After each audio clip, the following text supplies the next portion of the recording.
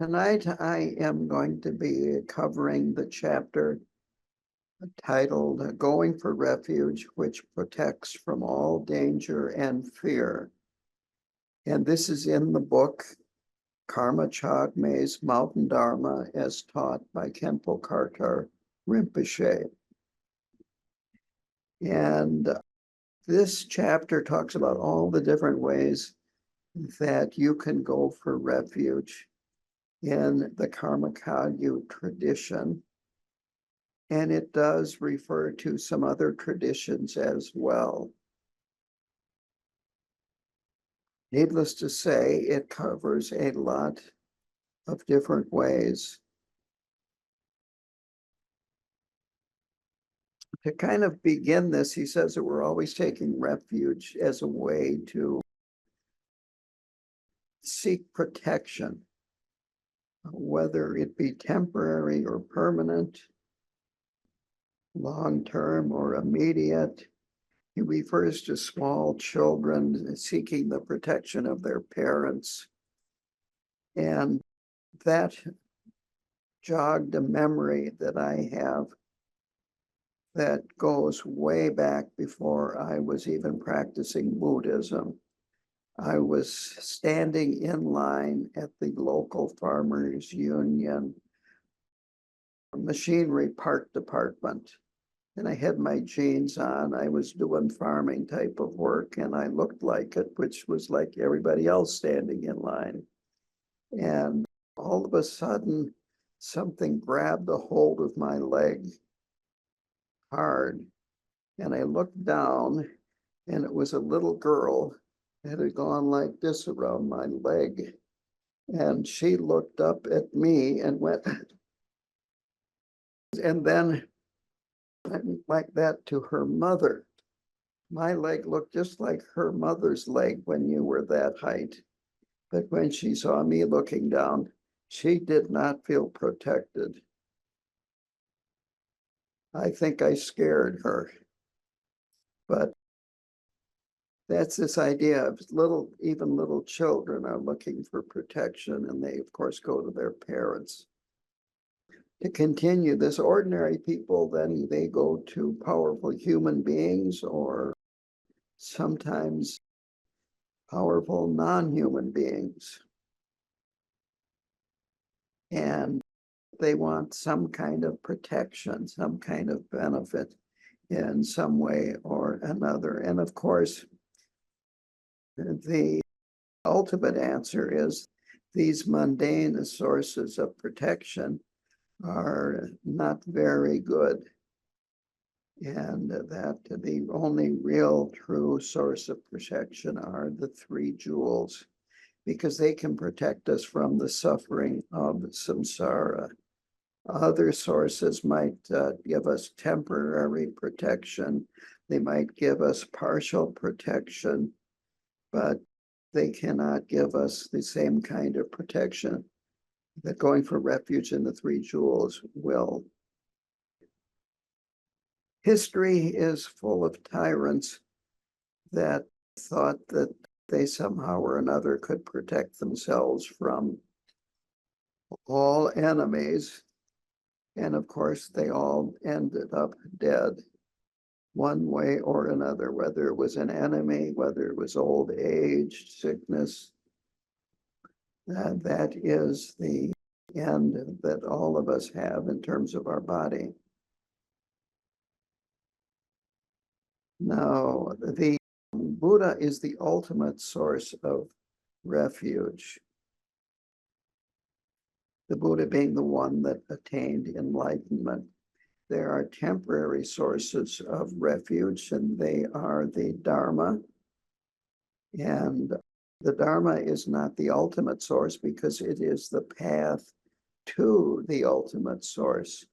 And once you attain the ultimate source, you no longer need the path. In other words, once you get to where you are going, you don't need whatever it is that got you there, whether it be a car, a train, a plane. And the Sangha is the third source of refuge, and it too is temporary. It is the community that functions as friends, companions, and guides on the path. And they are considered partially liberated.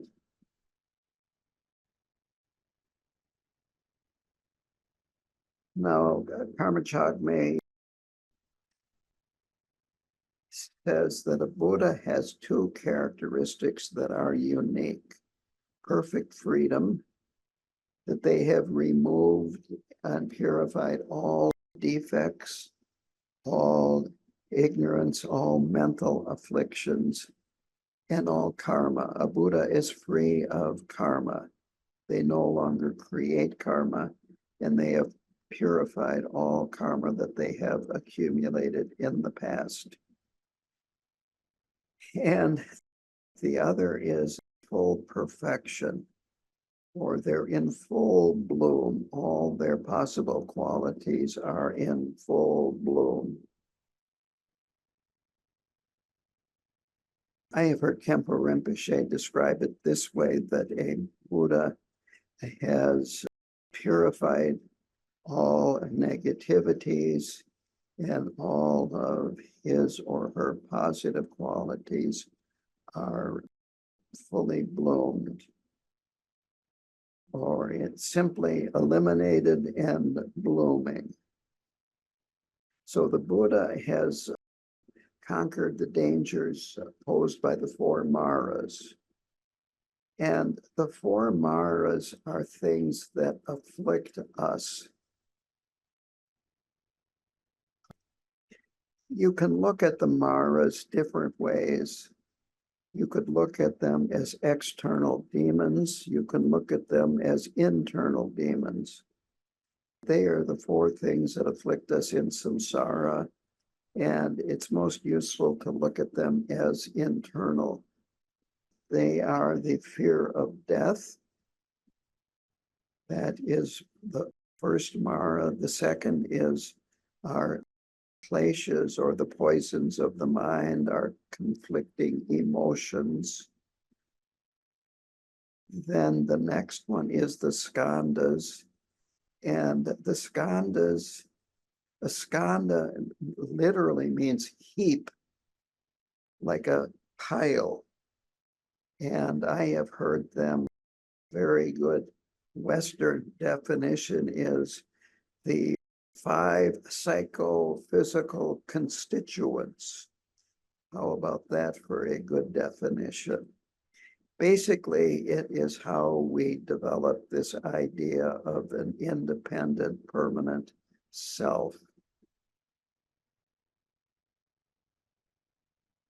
And the reason why they use the word heap is that it is a collection, a large collection, or a heap of a lot of stuff.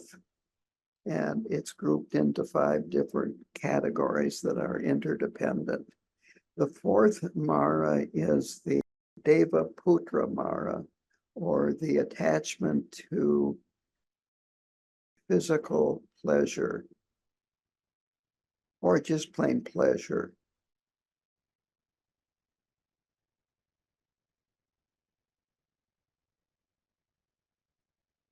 So the Buddha has conquered these 4 maras. They cannot affect him in any way.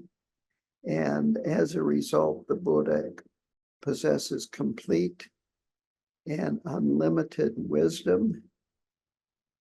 And it is listed here as there being 6 types of supercognition. They don't list what these 6 types are, but basically the Buddha knows everything. The Buddha knows the minds of sentient beings, knows the past, knows where they are going, and so forth.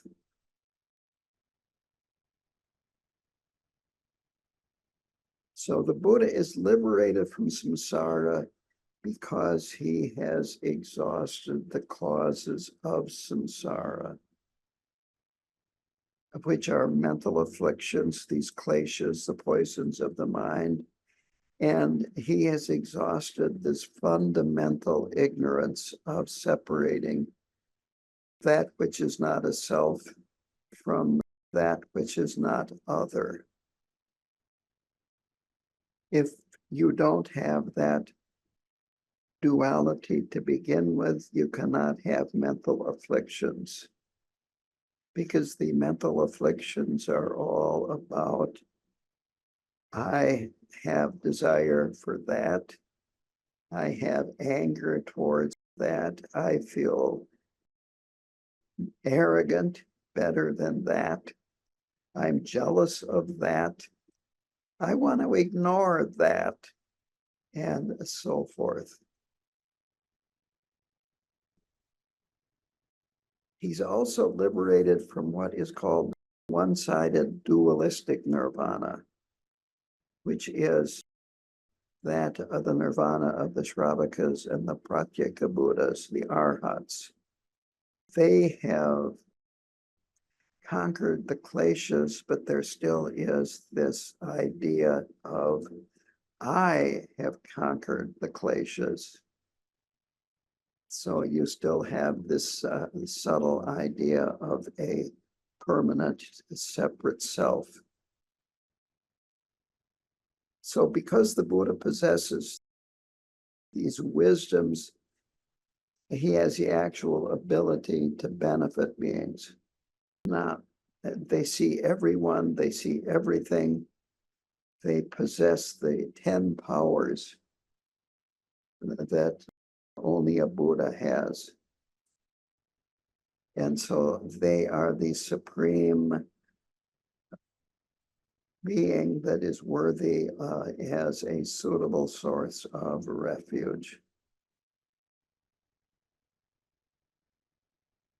So it's necessary to understand this if you're looking for the Buddha as a source of refuge. And that you are, of course, if we're following the Mahayana path, we're trying to become a Buddha. We're trying to gain from our knowledge of who a Buddha is. So now Karma Chagme and Khenpo Rinpoche differentiate 3 ways within the Buddhist tradition that this is looked at. And they are the Hinayana, the Mahayana, and then the Vajrayana. So the Hinayana is, he uses the term the Pratimoksha, which are the rituals and the rules and the view of the Karmapa uses the term foundation vehicle, the Hinayana. So the actual 3 jewels in this tradition of the Buddha is the historical Buddha, Shakyamuni. He attained enlightenment in Bodh Gaya. The Dharma is his teachings, and the primary one is the 4 Noble Truths. And the Sangha are the Shravakas and Pratyeka Buddhas, those who are either arhats or close to becoming arhats. And again, an arhat can translate into English as a foe, a destroyer, that they have destroyed the kleshas. They no longer experience these poisonous states of mind or afflicted states of mind. So the symbolic 3 jewels are the stupas and images of the Buddha that remind you of the Buddha. The symbolic Dharma is the letters or written words. And this is why we venerate texts and treat them special, like we avoid putting them on the floor.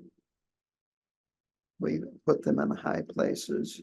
And then for the Sangha, the symbolic Sangha are the ordained, and the robes that the ordained wear. because they represent the Sangha. Now, the duration of the refuge vow in this vehicle is for one lifetime. So that means that in future lives, you have to retake the refuge vow. And finally, the motivation is that you are tired of suffering. You fear experiencing more suffering, and you want to go to refuge, to the three jewels, because you want to eliminate your suffering. The next is the Mahayana view. And here, the Buddha is the historical Buddha, Shakyamuni, and also the Dharmakaya, the three bodies of the Buddha, the Dharmakaya, the Rupakaya, which is form body, and the Rupakaya has two parts, the Sambhogakaya, sometimes called the body of complete enjoyment, and the Nirmanakaya, or the body of emanation. The Nirmanakaya would be the actual physical body that we could see. The Sambhogakaya is made out of light, and only bodhisattvas on the bhumis can see or experience the Sambhogakaya. It takes a being that has realized emptiness to experience a Sambhogakaya Buddha. Now, the Dharma in Mahayana is the Tripitaka, and that is the Mahayana Vinaya, the Mahayana Sukriyana, and the Mahayana Abhidharma. The Vinaya has a lot to do with monastic rules and also just plain lay rules. The Sukriyana are discourses of the Buddha, and the Abhidharma are teachings on, it says here, the nature of phenomena. Now, the Sangha is bodhisattvas who have at least attained the first bhumi. The other day, I was talking about the 5 paths, and the third path is the path of seeing, and that is also the first bhumi. It is the seeing or direct experience of emptiness. Once you experience emptiness, not in terms of reading about it, but the actual direct experience of it, you are considered a bodhisattva.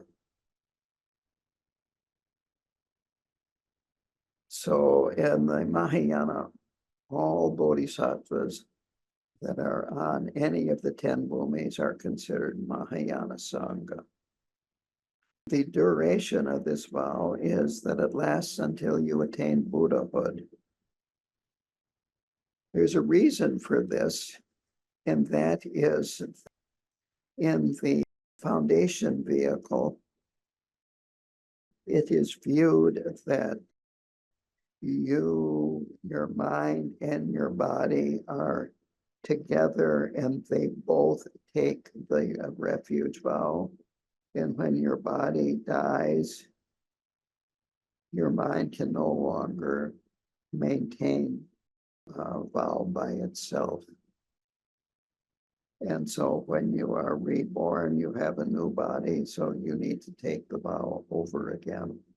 In the Mahayana, the vow is primarily in the person's mind. And of course, mind does not die. And therefore, the vow remains intact until you attain Buddhahood. Now, the motivation for taking the vow is to protect yourself and all sentient beings from the suffering of samsara, and to bring the liberation and awakening of all beings. And I am going to get my white Tara text, because there's a prayer in there that really demonstrates the difference between the foundation level refuge and the Mahayana level refuge. So it's just right here. This begins at the very last phrase on page 5 of my text. I take refuge in the three jewels. I confess each and every sin and unvirtuous action. And taking refuge in the three jewels is this foundation level refuge. Then I rejoice in the virtue of all beings. I hold the Buddhas and Bodhisattvas always in my mind. I take refuge in the Buddha, the Dharma, and Sangha until I attain enlightenment. This is Mahayana refuge. You see the difference? That the one is, I take refuge in the three jewels. The other is, I take refuge in the Buddha, Dharma, and Sangha until I reach enlightenment. And then it says, I give rise to bodhicitta in order to perfectly accomplish the benefit of myself and others. Having given rise to the mind of perfect enlightenment, I will care for all sentient beings. I will engage in the supreme and delightful conduct of awakening. May I accomplish Buddhahood for the benefit of all beings. So that is pretty straightforward here. And this text was written by Jamgon Khantrul. They're different white Tara texts. So that's the difference between foundation level and Mahayana level. So next comes the Mahayana Tantras. And in the Kagyu, there are 4 levels of Tantra. The Kriya, K-R-I-Y-A, Charya, C-H-A-R-Y-A, Yoga Tantra, and Anuttara Yoga Tantra. In the Nyingma tradition, there are more, but this is Kagyu that we're talking about. So in the first 2, the lower tantras, the Kriya and Charya, the Buddha is viewed as the Trikaya, the Dharmakaya, the Sambhogakaya, and the Nirmanakaya. The Dharma is specifically the teachings and the Kriya Tantra and Charya Tantra, the teachings of these 2 tantras. The Sangha are those who accomplished the awareness mantra. Here it says those who have become Dakas and Dakinis through the practice of the mantras of that specific tantra. And the duration of the vows of refuge and the motivation of the vows of refuge are the same as in the Mahayana Sutras. There's no difference there. So that part is fairly easy, as it's very similar to the Mantrayana. Now, the Yoga Tantra, the Buddha is considered the Trikaya, but also is the Buddhas of the 5 families, the 5 victors, 5 Buddha families. They are not mentioned here. I have not thought about bringing them in at this point. I think I'll be doing well if I can get through this chapter by the end of the hour today. But there are 5 Buddha families. And when it comes to the Q&A, if you ask, I'll look them up and mention them to you. But for instance, Amitabha is the head of the Lotus, the Padma family. So the Dharma is the Yoga Tantra teachings. The Sangha are the male and female bodhisattvas that are in the mandalas of the 5 Buddha families. That leaves then the Anuttara Yoga Tantra. And here the Buddha is the embodiment of the 5 kayas, or the 5 bodies of the Buddha. So you have the Dharmakaya, the Sambhogakaya, and the Nirmanakaya, which are the regular 3 kayas. Then you have a 4th kaya, which is the Svabhavika kaya, which is the unity of these first 3, that they are not 3 separate kayas. And then the 5th kaya is the Mahasukha kaya, or the kaya of great bliss, the body of great bliss. And this is the quality of the other 4 kayas or bodies. The Dharma here is the tantras of the Anuttara Yoga. And these are secret mantra tantras. The Sangha are the, quote, super mundane or awakened Dakas, Dakinis, and Dharmapalas. Then from that, there is a special branch that is titled the Tradition of Special Instructions. And this is considered the highest or the peak of the Anuttara Yoga Tantra. And they are mentioned as being found in the Guru Yoga Tantras. So here you have the 3 jewels are nothing other than your own root guru.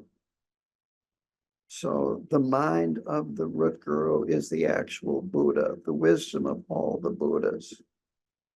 And therefore, the mind of the root guru is the embodiment of all Buddhas.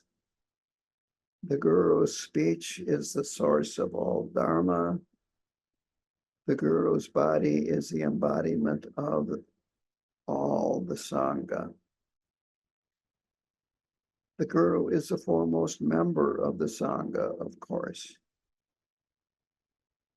And the qualities of the guru are represented by the mandalas that are used, and the yidams and so forth that are used in the mandala of the guru. The activity of the guru are the dakas, dakinis, dharmapalas, and so forth. Ultimately, it is said here that you go for refuge to the guru alone at this level, that the guru is the Buddha, the guru is the Dharma. In the same way, the guru is the Sangha. That is a quote from one of the Guru Yoga texts. So in Guru Yoga, you'll find that these texts are phrased very, very similarly to that. And there are a lot of different Guru Yogas that the Kagyus have, different Guru Yogas for different karmapas. You've got one for Marpa, Milarepa, Gampopa, Kalopa, Naropa, and so forth. And we did some of these in 3-year retreat to give you an idea. And also, sometimes they do a 4-session Guru Yoga of Karmapa at KTD. So your motivation for going for refuge is that you want to bring yourself and all beings to the state of the Guru, the state of Vajradhara, in your present body and in this lifetime. So if you recall the Mahamudra lineage supplication, it begins with Vajradhara and it ends with, may I attain the state of Vajradhara. So you are actually not trying to attain Buddhahood. You are trying to become the primordial Buddha, Vajradhara, who never was confused, always enlightened. And as I mentioned here, or as is mentioned in the text, you want to do this in this body. I can remember some of the practices that we did would actually say that in it, may I become enlightened right now. Then there is Ati Yoga, which is in the Nyingma tradition, and this is their highest tantra. So here the Buddha is the Dharmakaya Samantabhadra, which is very similar to Dorje Chang in the Kagyu lineage. And the Dharma are, this is the way I have it written down, is 6,400,000 tantras of Ati Yoga. The Sangha is the awareness holders, the Dakas and the Dakinis.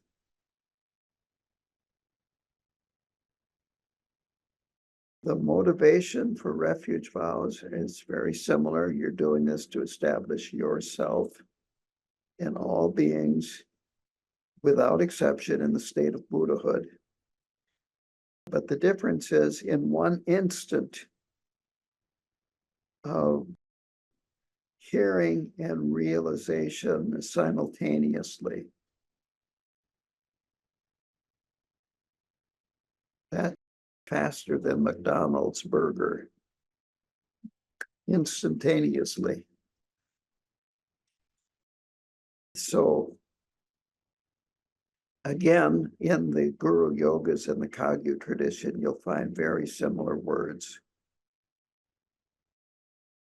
In this chapter, quote, this is from one of the Guru Yogas, quote, grant your blessings that I attain full awakening at this very moment on this very seat.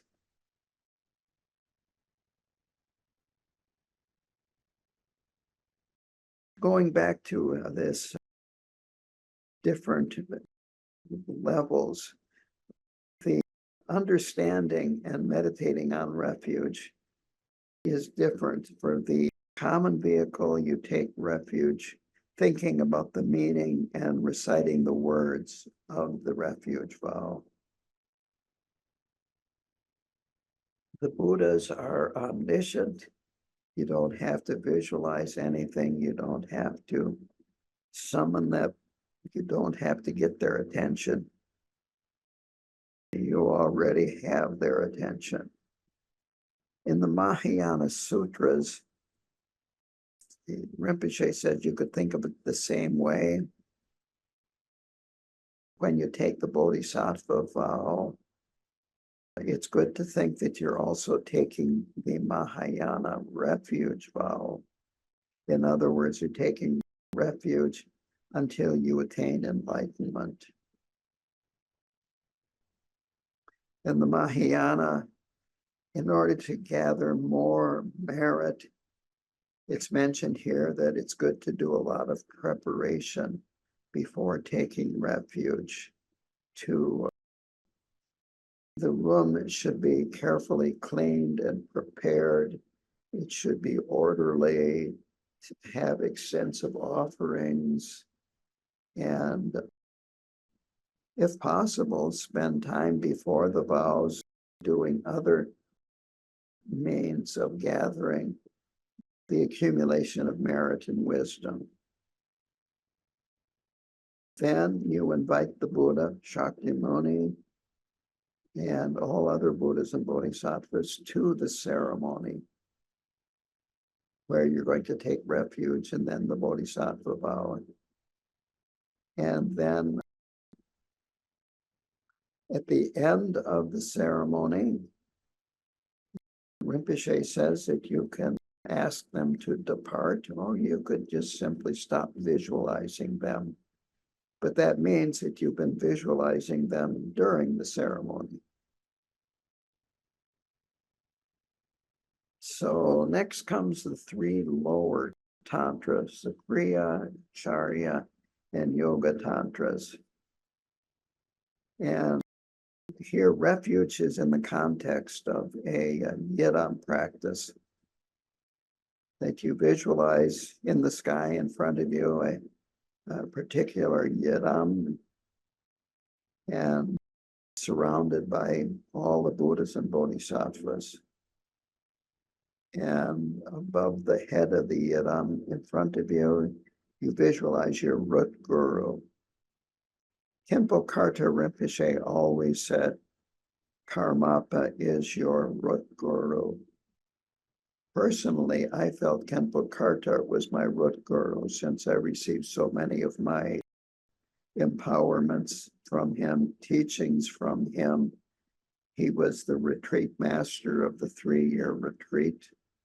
But Rinpoche, always being very humble, insisted that the Karmapa was your root guru. But then in this chapter, it goes on saying, well, you visualize your root guru, which, quote, in this context is the person from whom you have received the empowerments, transmissions, and instructions for that yidam practice. So I'm going to say it's perfectly fine to, if you receive these from someone besides these, the Karmapa, to visualize them.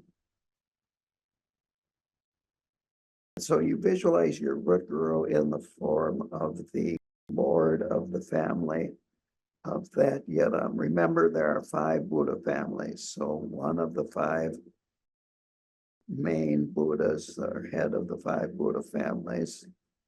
And then you take the vow of refuge. Needless to say, if you've gotten this far along in your practice, you've taken refuge before, you do not start at this level.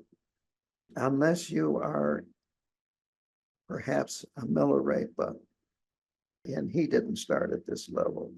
So then at the conclusion, you request the deities to depart, or you stop visualizing them, and you do not dissolve the sources of refuge into yourself, which you do in the Anuttara Yoga Tantra, which is next. So you start out the same way as the lower tantras with the Anuttara Tantra. You visualize the yidam in the sky in front of you, visualize your root guru in the form of the Lord of the family of that yidam, above the yidam's head, surrounded by all Buddhas and Bodhisattvas and so forth. And then you go for refuge. Now, in a branch of Anuttara Yoga called Mahamudra, you visualize the refuge tree that is in a lake. And I don't have a picture of the refuge tree handy, but I think most of you are familiar with the refuge tree. And it has different branches. You have the gurus in the middle, you have the dharmapalas and protectors in front and lower. And then you have the Buddhas, the Dharma, the texts behind, and on your right are the Bodhisattvas. So you visualize that, and they are the source of refuge. He goes on and briefly talks about doing Vaitara or an extensive White Tara practice or an extensive Chenrezig practice, and you would visualize your root guru as Vajradhara or Amitabha, and then go for refuge with confidence. With this higher Tantra, at the end, you dissolve the sources of refuge into your heart at the end of the session. And then you would look directly at your own mind. Rest your mind in that. And if you are doing that, shall we say, I don't know if the word would be properly.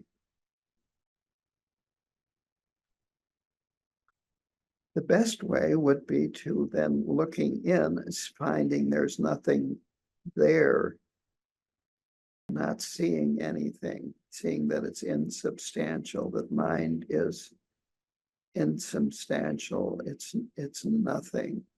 It's just awareness. It is, quote, an innate cognitive lucidity. And I like this quote, which is why we call it mind, unquote. Quite simple. So the Buddha at this level is the nature of your mind as it really is. It's the embodiment of the four kayas. This is the four minus the fifth one, which is the Mahasukha Kaya. The Sambhoga Kaya, the Nirmana Kaya, the Svabhavika Kaya, and Dharma Kaya. These are the four kayas, the way your mind actually is. And the Sambhoga Kaya is the cognitive lucidity of the mind. Nirmana Kaya, it expresses its nature in various different ways, expressions and cognitions and so forth. And the Svabhavika Kaya is the inseparability or the unity of the Dharmakaya, Sambhogakaya, and Nirmanakaya. And the Dharmakaya, of course, is beyond characteristics. It cannot be perceived by anybody besides the Buddha experiencing it, but the form bodies manifest from it to benefit others. So when you're going for refuge to your mind, you're going for refuge to the nature of your mind. And what you discover is Prajnaparamita. The mother of all the Buddhas. White Tara is considered Prajnaparamita. Green Tara is Prajnaparamita. All female deities are considered Prajnaparamita, the perfection of wisdom. And wisdom is considered female. This means that you are discovering emptiness, which is your mind's nature. And when you discover that, you are truly going for refuge to the Dharma. Then he brings up the two aspects of Dharma, the Dharma of tradition and the Dharma of realization. The Dharma of tradition is fairly easy to understand, and it's there to help people develop realization. The Dharma of realization is this discovery of the nature of one's own mind.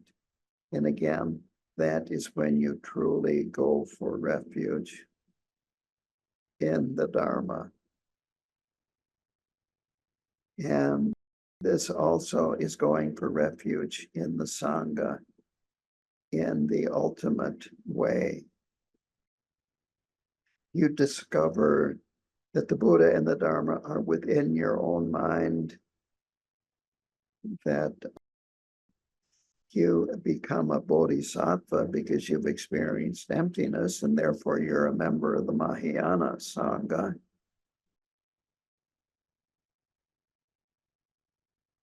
So at this point, you're abandoning all your confused thoughts, your kleshas, and so forth, because you realize that they are the source of samsara and that you don't need them. You can abandon them.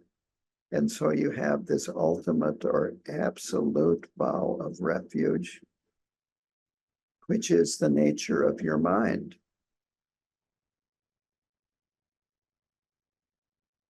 So here is a quote again in there. I go for refuge to the ultimate nature and goodness. And very simply, that means the essential emptiness of mind, the characteristic lucidity of mind, and the unimpeded expressiveness of mind. In the Mahamudra lineage supplication, there is this phrase about it's just the play of the mind. It's the mind creates. It's unimpeded expression of the mind, but it is just the play of the mind. It's lucidity and emptiness combined. So this chapter ends with Karma Chagme saying, quote, this little song of going for refuge arose in my mind on the evening of the 3rd day of the 12th month in the year of the horse. That concludes the chapter.